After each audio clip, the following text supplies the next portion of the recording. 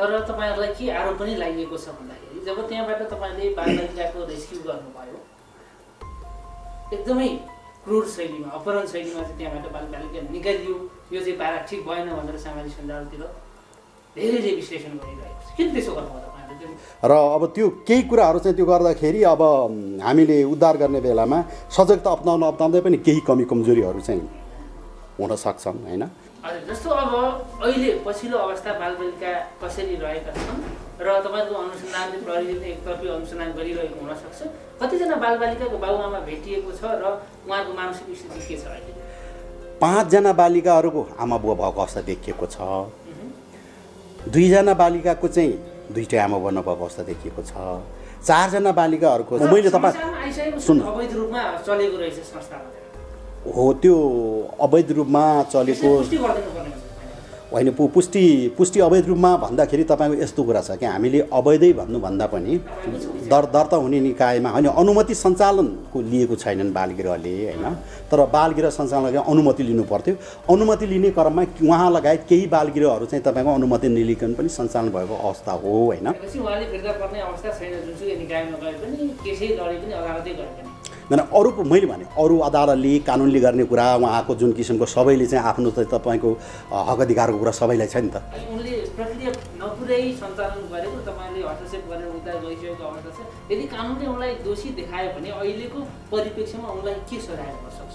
तपाईँको यो कानुनले के भन्छ बालबालिका?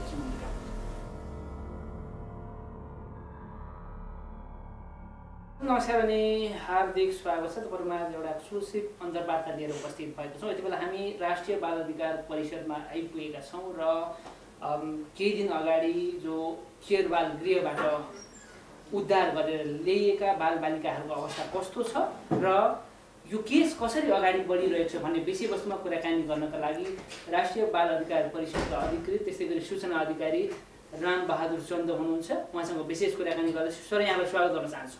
धन्यवाद। सन्चै हुनुहुन्छ? सन्चै छु। जुन यो केस एउटा बाल गृहको केसले यति बेला सामाजिक सञ्जाल सञ्चार माध्यममा तरङ्ग छाएको छ। तपाईँले उद्धार गरिसकेपछि बालबालिकाको अवस्था के छ, कहाँ राख्नु भएको छ र कस्तो छ अवस्था, यो बताइदिनु पर्ने हुन्छ जनतालाई। हुन्छ। केयर बाल गृहको जुन एउटा शिशु फेला पारेर सामाजिक सञ्जालदेखि लिएर जुन किसिमको यो एउटा सूचना जानकारी परिषदलाई प्राप्त भएपछि परिषदले केयर बाल गृहको अनुगमन साउन 13 गते पनि गरेको थियो र त्यसपछि हिजो हामीले अस्ति भनौँ 21 गते हामीले त्यो त्यहाँबाट चाहिँ बालिकाहरूलाई चाहिँ उद्धार गरेका छौँ।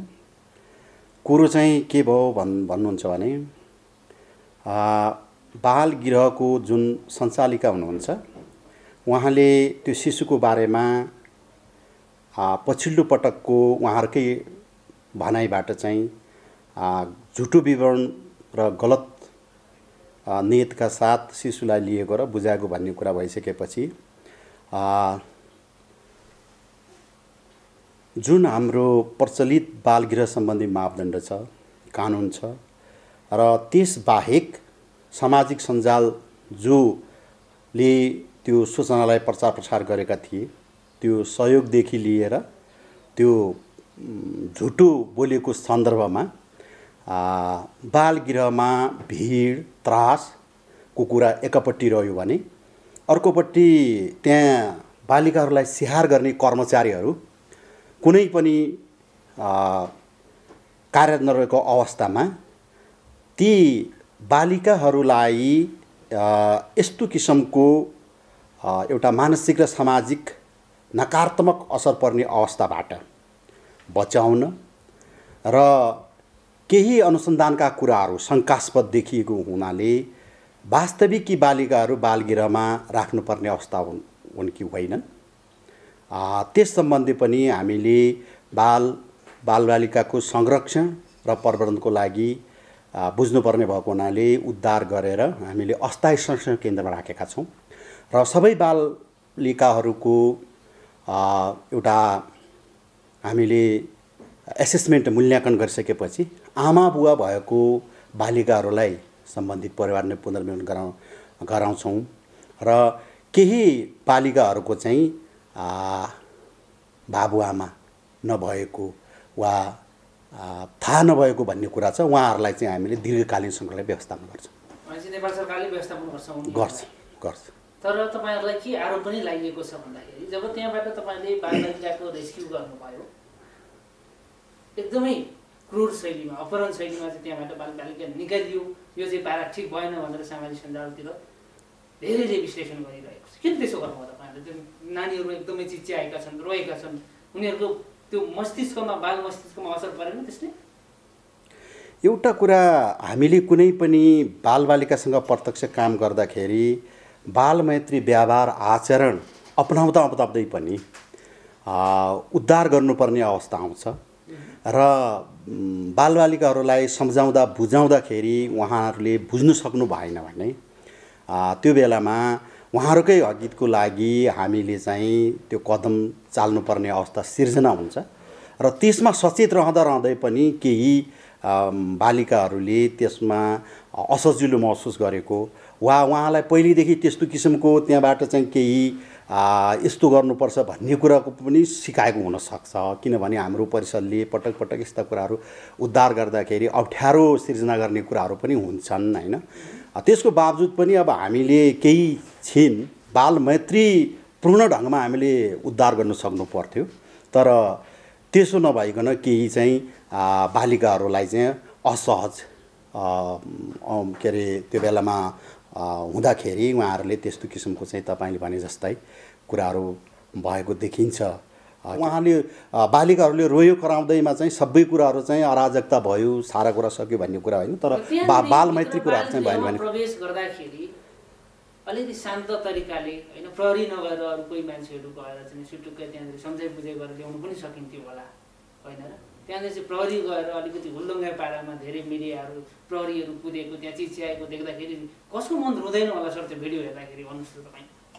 होइन, कुरा एउटा यस्तो, हामीले यो केसकै सन्दर्भमा करिब 2 पटक हामीले अनुगमन गरेका छौँ। अनुगमन गर्दाखेरिका कुराहरू पनि हेरेका छौँ र बालबालिकाहरूसँग हामीले अब त्यो किसिमको जानकारी पनि गराएका छौँ होइन। तर अब उद्धार गर्ने बेलामा प्रहरीको पनि एउटा चाहिँ सुरक्षा निकायको पनि त्यहाँ आवश्यकता रहन्छ, उहाँहरू पनि त्यो बेलामा हुनु जरुरी हुन्छ होइन। र अन्य पनि अब सरोकारवालाहरू पनि गएको बेलामा चाहिँ अब हामी उद्धार गर्छौँ तपाईँहरू भागेर जानुहोस् यस्तो भन्ने कुरा हुँदैन। तैपनि तपाईँले भनेको कुरामा हामीले प्रयास गऱ्यौँ बालिकाहरूसँग। अब यतातिर चाहिँ कुरो चाहिँ यस्तो यस्तो सिर्जना भएको छ, अवस्था यस्तो भएको छ, तपाईँहरूले देख्नु भएको छ होइन। यहाँ चाहिँ हो हल्ला, तपाईँहरूलाई पनि पटक पटक यहाँ चाहिँ के भन्छ सुरक्षाको अनुभूति छैनन्। यी कुराहरूबाट तपाईँहरूले चाहिँ भोलि तपाईँहरूको भविष्य सुनिश्चितको लागि पनि हामी आएर तपाईँहरूकै हितमा काम गर्ने हो भन्दै पनि उहाँहरूले अब एकैपटक चाहिँ त्यो विश्वास गरिहाल्ने अवस्था नभएको र अब त्यो केही कुराहरू चाहिँ त्यो गर्दाखेरि अब हामीले उद्धार गर्ने बेलामा सजगता अपनाउँदै पनि केही कमी कमजोरीहरू चाहिँ हुन सक्छन् होइन। त्यसलाई सुधार गर्दै जाने कुरा पनि हो र त्यसलाई हामीले चाहिँ अब यो साह्रै चाहिँ अब त्यो अन्य शब्दहरू तपाईँले भने जस्तै ती शब्दहरू त्यति चाहिँ नभनिदिँदा हुन्थ्यो कि अलिकति बालमैत्री ढङ्गले भएन भन्ने कुरा चाहिँ हो, ठिक हो होइन। ती कुराहरू चाहिँ छन्। हजुर, जस्तो अब अहिले पछिल्लो अवस्था बालबालिका कसरी रहेका छन् र तपाईँको अनुसन्धानले प्रहरीले पनि एकतर्फी अनुसन्धान गरिरहेको हुनसक्छ, कतिजना बालबालिकाको बाबुआमा भेटिएको छ र उहाँहरूको मानसिक स्थिति के छ अहिले? हामीले प्रारम्भिक रूपमा हेर्दाखेरि 5 जना बालिकाहरूको आमा बुवा भएको अवस्था देखिएको छ। 2 जना बालिकाको चाहिँ 2टै आमा बुवा नभएको अवस्था देखिएको छ। 4 जना बालिकाहरूको चाहिँ बाबु र आमा चाहिँ थाहा नभएको भन्ने कुरा छ होइन। त्यसो हुँदाखेरि अब हामीले समग्रमा हेर्दाखेरि त्यो अनुसन्धान गर्दाखेरि थाहा नभएकोहरूको पनि आमा बुवा चाहिँ भेटिएनन्, फाइन्ड आउट भएनन्, पत्ता लगाउन सकिएन भने 6 जना बालिकाहरूलाई चाहिँ हामीले दीर्घकालीन संरक्षणको लागि व्यवस्थापन गर्नुपर्ने हुन्छ होइन। र 5 जना बालिकाहरूको परिवारको अवस्था पनि मूल्याङ्कन गरेर उहाँहरूको पालन पोषण, शिक्षा, स्वास्थ्यको निरन्तरता हुन सक्ने अवस्था छ भने हामी परिवारमा पुनर्मिलन गर्छौँ। तर यदि निरन्तरता हुने अवस्था परिवारको सदस्यहरूबाट छैन भने उहाँहरूको भविष्यको लागि पनि हामी अर्को बालगृह भनौँ या सँगसँगै उहाँहरूको पनि निरन्तरता दिन्छौँ। भनेपछि सम्पूर्ण उद्धार गरेको बालबालिकाको पढाइ लेखाइ शिक्षा दीक्षा सबै कुराको ग्यारेन्टी सरकारले नेपाल सरकारले गर्दछ। हो, त्यो गर्नुपर्छ। अब बालबालिका सम्बन्धी ऐनमा भएको व्यवस्था अनुसार बालगृहमा आउने बालबालिकाहरू 2 किसिमले मात्र त्यहाँ आउनुपर्ने हुन्छ। हेर्नुहोस्, एउटा बाल कल्याण अधिकारीले वैकल्पिक हेरचाह अन्तर्गत व्यवस्था गर्ने क्रममा सिफारिस गरिरहेको बालबालिका, एउटा तत्काल संरक्षणको लागि नेपाल सरकारले चाहिँ संरक्षण व्यवस्थापन गर्न उपयुक्त ठानेका बालबालिका बालगृहमा आउनुपर्ने हुन्छ। र अब यो कानुन कार्यान्वयन र मापदण्डका कुराहरू हामीले पालना गर्ने सन्दर्भमा यी परिपालना नभएको अवस्थामा हामीले त्यस्ता बालगृहहरूबाट उद्धार गर्नुपर्ने आवश्यकता रहन्छ, कानुनलाई कार्यान्वयन गर्नुपर्ने आवश्यकता रहन्छ, त्यो पनि बालबालिकाको सर्वोत्तम हितको लागि। जस्तो तपाईँले त्यहाँ बालगृहमा सिधै हस्तक्षेप गर्नुभयो कि बालगृहमा आधिकारिक रूपमा सञ्चालन नभएको हो या किन तपाईँले त्यसो गर्नुभयो? हो, तपाईँले भनेको कुरा कहाँ जोडिएको छ भने जुन शिशुको सम्बन्धमा कुराकानी भयो, जुन अवस्था आयो, शिशु त व्यवस्थापन भइसकेको थियो। ती बालिकाहरू त त्यहीँ थिए, तर किन उद्धार गर्यो परिषदले भन्ने सन्दर्भमा मैले यहाँहरूलाई 3-4वटा कुराहरू चाहिँ बताउँछु। एउटा कुरो चाहिँ महत्त्वपूर्ण कुरा के हो भने हामीले अनुगमन गइसकेपछि सञ्चालकले जुन किसिमको झुटो विवरण दिएको प्रमाणित भयो, उहाँले नै गर्नुभयो भनेपछि उहाँको नियत र उहाँको व्यवहार, उहाँले गरेका कुराहरूमा शङ्का गर्नुपर्ने अवस्था रहन्छ। त्यो रहँदै पनि जुन किसिमको चाहिँ यो हाम्रो मिडिया कर्मी साथीहरू, पत्रकारज्यूहरू, अरू छरछिमेकहरू या सम्बन्धित निकायका मान्छेहरू गएर जुन त्यो बालगृहमा चाहिँ सञ्चालिकाको अन्तर्वार्तादेखि लिएर उहाँसँगको कुराकानी, रकम फिर्ता, चन्दा फिर्ताका कुराहरू, चन्दा उठाएका कुराहरू, सारा कुरा यस्तो देखिँदाखेरि एउटा चाहिँ ती बालिकाहरूको चाहिँ त्यहाँ मानसिक शारीरिक के अरे मानसिक र सामाजिक रूपमा नै उहाँहरूको चाहिँ सुरक्षित रूपले महसुस गर्ने अवस्था नदेखिएको र त्योभन्दा पनि त्यहाँको जस्तो हामी अनुगमन जाँदाखेरि उद्धार गरेको दिनमा चाहिँ कर्मचारी पनि नरहेको अवस्था भनेपछि यहाँ 2 दिन 3 दिन 4 दिन 5 दिन भए पनि केही ढङ्गमा चाहिँ बालिकाहरूको चाहिँ तपाईँको खानकै लागि पनि त्यहाँ चाहिँ उहाँहरूले बालिकाहरूले पाउँछ कि पाउँदैन कि भन्ने कुरा पनि भयो र मुख्य रूपमा अनुसन्धान केही गरेर हामीले अनुसन्धान भन्दा पनि हामीले विस्तृत रूपमा बुझेर उहाँहरूकै हकितको लागि काम गर्नु पर्यो यति भइसकेपछि भन्ने ढङ्गले चाहिँ हामीले उद्धार गरेर ल्यायौँ हैन। र यो उद्धार गर्नै पर्ने थिएनन्, किन उद्धार गर्यो भन्ने सन्दर्भमा कुरा उठ्दाखेरि मैले भनिसकेँ। अब यी बालिकाहरू चाहिँ वास्तविक अहिलेको प्रचलित कानुन अनुसार चाहिँ त्यहाँ राखिएका हुन् कि होइनन् कानुनी पाटो कुरा भयो। त्यसपछि त्यहाँ ती सञ्चालिकाले त्योभन्दा पहिले पनि ती बालबालिकाको लागि केही संस्थाहरूले चाहिँ यो सहयोग गरेको थियो, सहयोग दिएको थियो भन्ने कुरा पनि आयो। केही कुराहरू चाहिँ अब यो प्रमाणित नभएको कुरा भन्नुहोस्, त्यो सुनिएका कुरा भनिएको कुरामा चाहिँ बालिकाहरूलाई पनि उहाँले जसरी यो बालकलाई चाहिँ एउटा देखाएर चाहिँ नै बालगृहलाई सञ्चालन गर्ने एउटा चाहिँ उहाँहरूको जुन सोच बनाउनु भयो, त्यही सोचका साथ अरू बालिकाहरू पनि त्यसरी चाहिँ त्यहाँ रहन्छन् या त्यो प्रयोग हुन्छन् बाल अधिकार संरक्षण गर्ने नाममा भन्ने भएको हुनाले अब बालिका त्यो केही बोल्न सक्ने भन्न सक्ने बालिकाहरूलाई पनि हामीले काउन्सिलिङ गरेर त्यो कुराहरू पनि फाइन्ड आउट गर्नुपर्ने हुन्छ। त्यसो भएको हुँदा हामीले बालिका भनौँ या बालबालिकाहरूलाई बालगृहमा राख्दाखेरि वास्तविक आवश्यकताका आधारमा बालबालिकालाई प्रयोग गरेर होइन कि आफ्नो क्षमता आफूले सक्ने कुराहरू हेरेर मात्र सञ्चालकहरूले पनि बालगृह सञ्चालन गर्नुपर्ने आवश्यकता हुन्छ। र नेपाल सरकारको जुन बालगृह सञ्चालन सम्बन्धी ऐन नियम र मापदण्डमा उल्लेख भएका कुराहरू छन्, नीतिमा उल्लेख भएका कुराहरू छन्, ती पनि उहाँले परिपालना गर्नुपर्छ।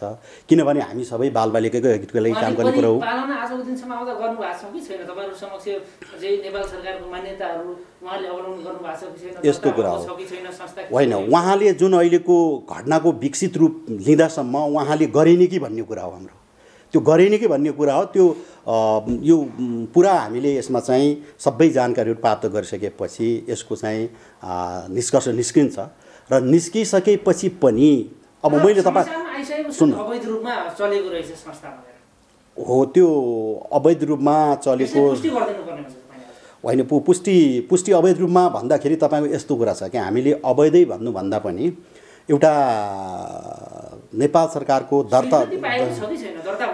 दर्ता हुने निकायमा होइन अनुमति सञ्चालनको लिएको छैनन् बालगृहले होइन, तर दर्ता चाहिँ ऊ चाहिँ सम्बन्धित निकायमा जिल्ला प्रशासनमा दर्ता भएको छ, म काम गर्छु भन्ने दर्ता भएको छ।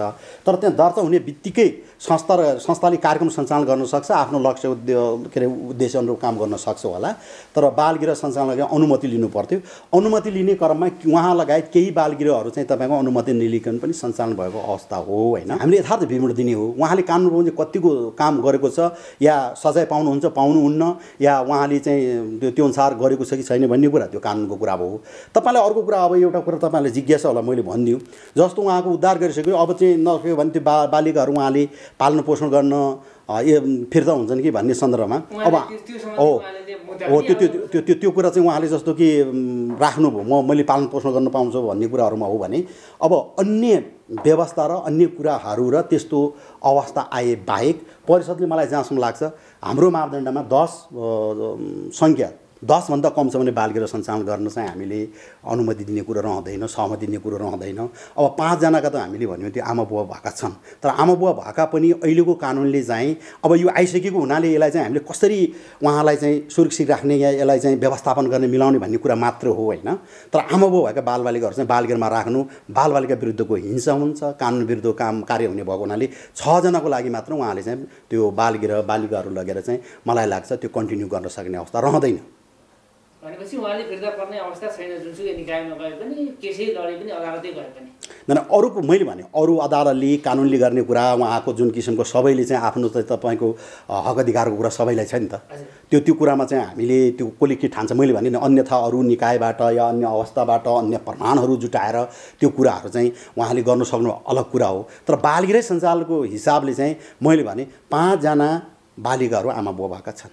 त्यो आमा बुवा भएका बालिकाहरूलाई चाहिँ हामीले व्यवस्थापन गर्छौँ, किनभने उहाँहरू 2-3 वर्ष कोही चाहिँ 1-1.5 वर्ष जतिको मात्रै भएको अवस्था देखिन्छ, 73 सालदेखिका बालिकाहरू त्यहाँ आएको देखिन्छ भने हामीले उहाँलाई चाहिँ त्यो बालगृह सञ्चालन गर्नलाई फेरि उहाँलाई चाहिँ फिर्ता गरेर सञ्चालन गर्नुहोस् भन्ने अवस्था चाहिँ रहँदैन भन्ने कुरा चाहिँ मैले अहिलेसम्मको अवस्थामा मैले त्यो राखेँ। हजुर, जस्तो हामी अन्तिममा छौँ, अब चाहिँ नि उनले प्रक्रिया नपुरै सञ्चालन गरेको र तपाईँले हस्तक्षेप गरेर उद्धार गरिसकेको अवस्था छ, यदि कानुनले उनलाई दोषी देखायो भने अहिलेको परिप्रेक्ष्यमा उनलाई के सजाय हुन सक्छ? तपाईँको यो कानुनले के भन्छ बालबालिका सम्बन्धी कानुन? बालबालिका सम्बन्धी कानुनमा तपाईँको उहाँले चाहिँ एउटा के भन्छ कानुन बाहेक बालगृहमा राख्न नपाइने भन्छ। मैले तपाईँलाई पहिले भने कानुन बाहेक भनेको बाल कल्याण अधिकारीले सिफारिस गरेका र नेपाल सरकारले संरक्षण गर्न आवश्यक ठान्ने सिफारिस गरेका बालबालिका मात्र बालगृहमा रहन्छन् होइन। र जबरजस्ती अनाथ घोषणा गर्ने काम पनि गर्नु हुँदैन भनेको छ। आमा छँदा त्यो अवस्था एकातिर छ, आमाको पनि अधिकार एकातिर छ, हेर्नुहोस् व्यवस्थापन गर्छ त्यो ऐनमै व्यवस्था गरेको छ। के व्यवस्था गरेको छ भने जबरजस्ती गर्ने या हार्नताबाट त्यस्तो कुनै बालबालिका जन्मिन गयो भने आमाले यदि चाहिँ म पालन पोषण गर्न सक्दैन भने बाल कल्याण अधिकारीसँग निवेदन दियो भने त्यो विशेष आवश्यकता भएको बालबालिका हुन्छ र त्यो चाहिँ प्रक्रियामा गएर यसरी नै तपाईँको के अरे बालगृहसम्म पुग्न सक्ने अवस्था रहन्छ होइन। त्यसो भएको हुँदा अब अहिले मैले एक्ज्याक्ट हेरेर त तपाईँले चाहिँ सबै कुरो त त्यो मैले राख्न सक्दिनँ होला, तर त्यो कानुन बमोजिम बाहेक र त्यो अनाथ जबरजस्ती घोषणा गर्नेलाई मलाई लाग्छ कम 50,000 रुपियाँसम्म जरिवाना र केही महिना चाहिँ सजाय या दुवै हुन सक्ने भन्ने व्यवस्था त्यहाँ छ बालबालिका सम्बन्धी ऐनमा। अब देवानी संहितामा पनि यो सम्बन्धमा केही कुराहरू झुटो बोलेका अन्य कुराहरू पनि हाम्रो अरू कानुनले पनि यसमा चाहिँ तपाईँको कुराहरू हेर्छ होइन। त्यसो भएको हुनाले यो चाहिँ अब एउटै कुराहरू भन्दा पनि यसमा 2-3 वटा किसिमका कुराहरू चाहिँ आउँछन् होइन। अनुसन्धानको घेरामा भनेको उहाँलाई चाहिँ अनुसन्धानको घेरामा लिएर चाहिँ हामीले अब उहाँले जानेर बुझेर कुराहरू गर्यो या गरेन, तर कानुनको चाहिँ म अज्ञानता छ भन्ने कुरा कसैलाई क्षम्य हुँदैन भन्छ। तैपनि अब उहाँको सोच र नियतका कुराहरू राम्रो किसिमले ढङ्गले बुझ्नुपर्ने हुन्छ। जस्तो त्यो शिशुलाई चाहिँ उहाँले चाहिँ त्यो गर्दाखेरि गलत नियत देखिन्छ उहाँको। त्यो गलत नियत अहिले मात्रै हो कि त्योभन्दा अगाडि पनि बालबालिकाप्रति उहाँले गलत नियत गरेर हिँड्नु भएको छ भन्ने कुरा पनि त्यो अनुसन्धानको क्रममा होला होइन। जस्तो तपाईँहरूले त्यहाँनिर अनुमान गर्दाखेरि झुटो प्रमाणहरू पेश गर्नुभयो भनेर भनिराख्नु भएको छ, त्यो शिशुलाई चाहिँ त्यो नौटङ्की मञ्चन गरिराख्दाखेरि केका लागि गरिएको देखियो? हो त्यो आर्थिक लाभको लागि, त्यो छिट्टै आर्थिक लाभको लागि उहाँले गरेको देखिन्छ। हो उहाँ चाहिँ आर्थिक लाभको लागि उहाँले, किनभने उहाँले हो आमाले त दिइसक्यो नि, उहाँले ढुक्क राखे हुन्थ्यो नि त। उहाँले चाहिँ तपाईँको चाहिँ मैले बेवारिस फेला पारेँ भनेर कार्टुनमा राखेर चाहिँ एउटा चौरमा राखेर आफ्नै ती नानीहरू त्यहाँ बैसकलाई गरेर अनि चाहिँ मिडिया बोलाएर सारा गरेर गर्नुपर्ने आवश्यकता थिएन क्या। उहाँको के भयो भने अब हामीले यो हाम्रो सोचको कुरा किन त्यस्तो गर्नु उहाँले उसकाइ त भन्दाखेरि अब यहाँ खर्च मेरो सञ्चालन गर्न पनि गाह्रो छ। एउटा यसरी एउटा चिज पाइएको छ ल्याएको छु, अब यसलाई देखाएर सहयोगदाताहरूले चाहिँ अलिकति दियो भने ती बालबालिकाको हकहित र आफूले बालबालिका सञ्चालन गरौँ भन्ने हिसाबले उहाँले त्यो गर्नुभएको कुरा हो। तर बालबालिकालाई त्यसरी देखाएर के भन्छ बालबालिका प्रयोग गरेर बालबालिकालाई चाहिँ तपाईँको त्यहाँ राख्ने वातावरण गर्नु र आर्थिक लाभ अन्य कुराका लाभहरू लिनु भनेको कानुन विरुद्ध हुन्छ। ठगी भन्दा पनि मैले चाहिँ झुटो बोलेको भन्छु। अब त्यो कानुनका कुराहरू चाहिँ हेर्नुहोस् स्पेसिफिक रूपमा कानुन होइन, उहाँ एउटा झुटो त बोल्नै भयो। तपाईँको झुटो बोलेको के कुरा हुन्छ, त्यो झुटो त उहाँले झुटो विवरण दिनुभएको छ, झुटो बोल्नुभएको छ, आफैलाई झुटो साबित गर्नुभएको छ। उहाँले त्यो मलाई लाग्छ स्वीकार पनि गरिसक्नु भएको छ। अब स्वीकार गरिसकेपछि मान्छेहरूले कति क्षमा गर्छ के गर्छ भन्ने कुरा कानुनको कुरा हो। त्यो अब यो जुन प्रक्रिया प्रोसेसमा गएको छ ती कुराहरू चाहिँ एउटा पाटो भयो। अब यी बालिकाको सन्दर्भमा मैले स्पष्ट तपाईँहरूलाई 4-5वटा कारण बताएँ कि बालिकालाई हामीले उद्धार गर्नु किन गर्यौँ भन्ने कुरामा यो किसिमले गर्यौँ भन्ने कुरा राखेँ र लगभग हाम्रो जानकारी अहिलेसम्म भएका तथ्याङ्क र हाम्रो अनुगमन र अनुगमनमा गएका टोली साथीहरूको चाहिँ वास्तव बुझ्दाखेरि कुरा यही हो। हुन्छ, हस्, थ्याङ्क यू सो मच। महत्त्वपूर्ण समय र जानकारीलाई धेरै धेरै धन्यवाद। धन्यवाद, तपाईँहरूलाई पनि धेरै धेरै धन्यवाद।